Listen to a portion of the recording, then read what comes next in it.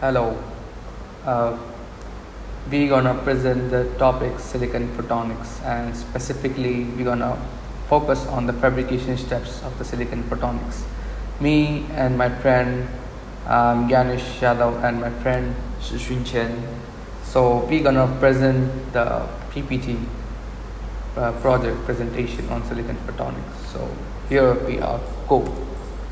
So basically, we will start with the introduction. What is silicon photonics? Basically, it's a technology that uses light instead of electricity to move data inside and between computer chips.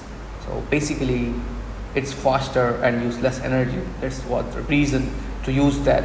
And it will be, if we replace the photonic, the light with the instead of electricity, so it's gonna be a huge achievement for all of us. So this happens on tiny silicon chips, just like those used in everyday electronics. So the second top thing is why CMOS compatibility matters. So because it has a huge benefit, like if photonics is if this photonics is can be compatible with CMOS, then we will have a huge benefit from that. First one is the lower cost, because CMOS has the ability to, like, we can manufacture in the large bulk and also in the lower cost. So industry don't have to focus much on the new technology. Existing CMOS infrastructure reduces the fabrication expenses. Second one is scalability. So it enables high volume manufacturing using mature foundry process, and integration also, like, it allows for the monolithic integration of photonics and electronics on the same chip. And there are industries which support that, like CMOS compatible platforms are offered by Intel, GlobalFoundries, IMEC, so on. And also the reliability is a huge important factor. So CMOS processes are optimized for high yield and long-term performance. Now we will look at types of photonic devices. So here is first one is waveguide. Its function is it directs lights on the chip like wire carry electricity. Analogy, we can see like optical wire, and the materials used here is silicon core and oxide coating. Basically, these devices mimic electrical components but with light instead of electrons. And waveguides are narrow silicon rods for light, usually between around 450 nanometer wide. Here in the slide, we can see the picture of the waveguide. So here is the superstrate in the A, planar waveguide, and the top bottom is the substrate. And C, we can see the core, cladding, and the fiber. The next type of device is modulator. So basically, its function is to convert electrical signal to light modulation. Analogy, we can see it like a switch, and the key materials which are used here is doped silicon and electrodes. We can see the picture of the modulator here, how its functioning goes on. At the output, we see the modulated laser output, input going on the laser input, and optical waveguide is passing going on. And modulators like the match sender interferometer use interference to modulate light, key for sending data. So here is the third device, which is photodetector. Its function is to convert light back to electrical signals. Analogy, we can see like a solar cell, and the key materials which are used here is germanium on the silicon substrate. We can see from the picture that how the photodetector looks like. Its Schottky photodetector is put on the top, and single layer of graphene just below that, and the after the silicon there is a silicon oxide. Okay. And Photodetectors often use germanium because it absorbs light in the telecom wavelength better than the silicon. Next, we're gonna see the silicon on insulator, that is SOI. So this is the standard platform for the silicon photonics. Features a silicon device layer, buried oxide and the silicon substrate. Basically, it provides strong optical confinement and CMOS compatibility. Here is the picture. We can take a look on the SOI. Basically, here the bottom one is the base silicon, and upper of that there is a buried oxide, and the top is the silicon layer, and the below one is the picture of the device silicon insulator. So we are looking at the fabrication materials and the platforms. So we gonna discuss the materials which are used in the silicon photonics. First, take a look at silicon nitride. Basically, its role in silicon photonics are low loss waveguide material, especially for longer wavelengths or non-linear optics. It has the properties of the low propagation loss, wide transparency window, passive and common uses. It's used in passive waveguides, filters, non-linear devices. So basically, unlike silicon, which has high absorption beyond 1.1 micrometer, silicon nitride is a transparent across a broad range that is visible to IR and has ultra low optical loss, making it ideal for high Q resonators and broadband waveguides. And the second material is germanium. So its function, its role in silicon photonics, basically it absorbs infrared light for photo detection. It is compatible with the silicon substrates, and its properties, we can take a look that it has a strong absorption in the telecom region, that is basically between 1.3 to 1.6 micrometer, and it's used in integrated photodetectors. Example, germanium on silicon diodes. So silicon alone is not sensitive to telecom wavelengths. So germanium is integrated often by biaxial growth to create efficient photodetectors. It basically enables electrical signal extraction from light. So here is the last material we are going to discuss is silicon dioxide. Its role in silicon photonics, it basically acts as plating for silicon waveguides, providing optical confinement.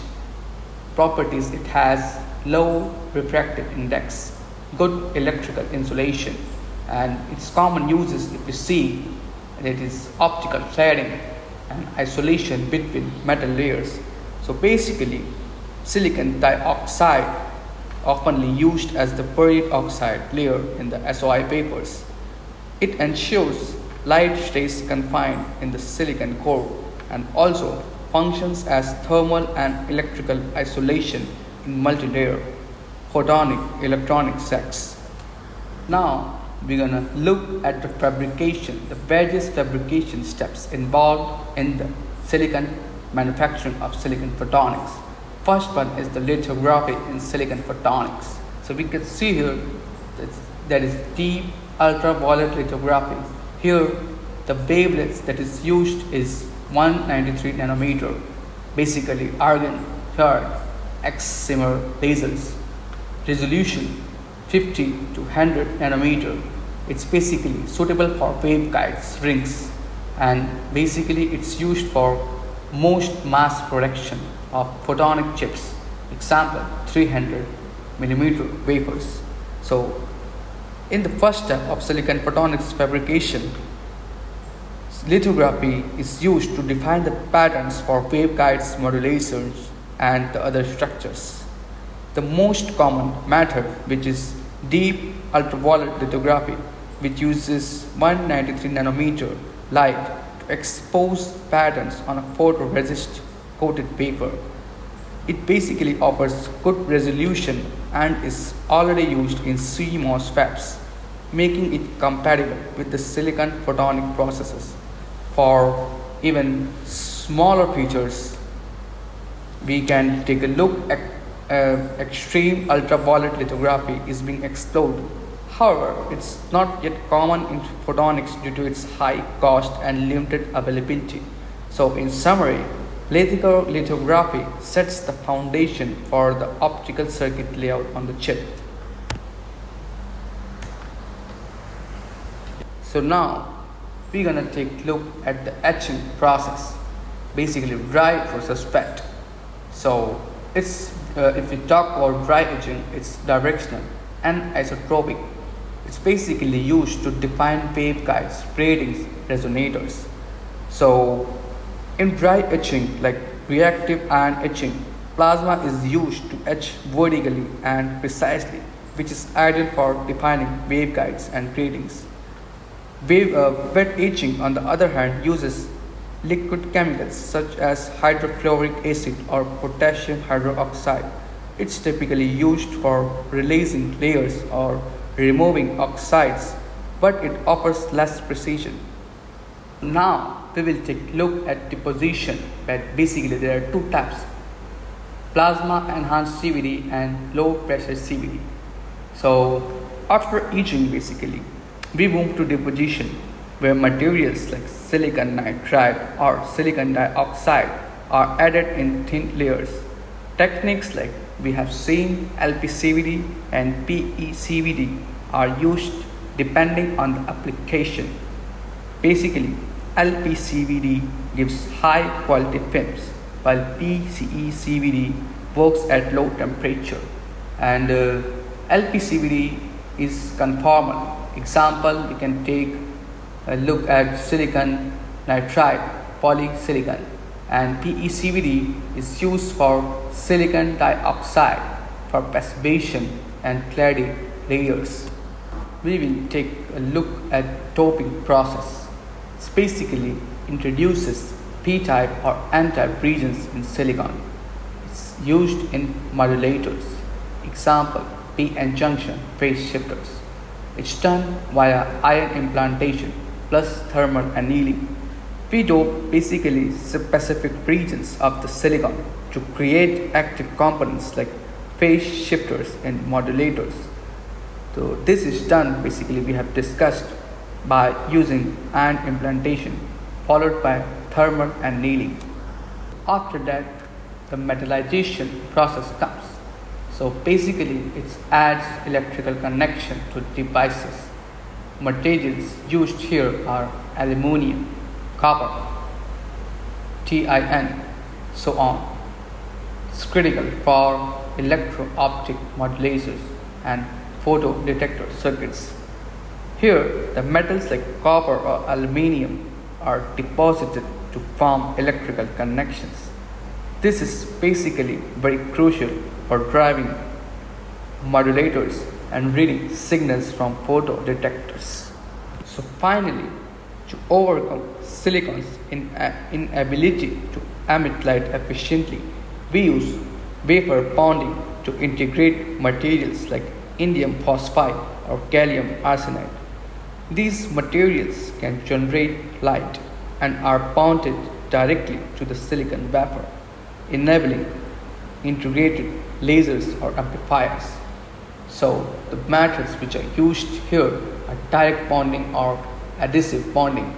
Basically, it enables on chip light resources critical for complete optical system.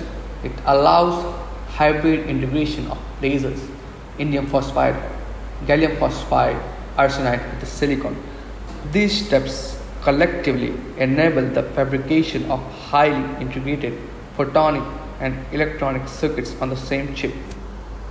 接下来是 CMOS 相容性与代工服务。矽光子元件可以透过现有的 CMOS 工具来制造，像是微印、蚀刻、掺杂与金属化等程序。但这些程序已经调整为同时支援光子元件与电子元件的制作，实现单晶片的整合。然后这里我们有一些例子，像 Intel 它提供可量产的矽光子平台，用于资料中心中的光学收发器制造。那 Global Foundries 则支援加入光子扩展的 CMOS 节点，协助进行光学输入、输出与射频光子技术的研发。iMac 的部分则提供多专案晶圆与光子设计工具包，比较适合进行设计与试产。而美国的 AIM Photonics 为开放式平台，提供 MPW 抽片，也就是多专案晶圆，然后设计工具与训练课程，加速光子创新。接下来要讲一些进阶的主题，首先是异质整合。由于矽本身不易发光，所以我们通常将3-5组材料，像是 INP 等等，透过晶圆件结合整合至矽晶圆上，以制作晶片级雷射。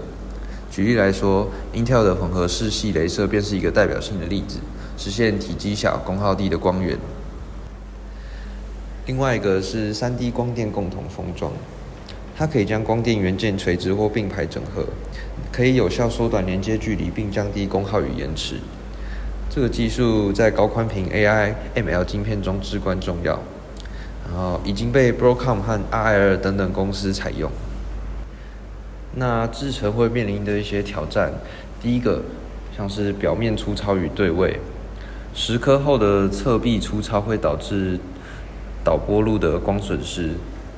同时，制程对位精度要求极高，一旦偏移，光栅耦合器与光纤接口就会出现大量的讯号损耗。除了散射外，材料吸收与模式不匹配也会造成光损。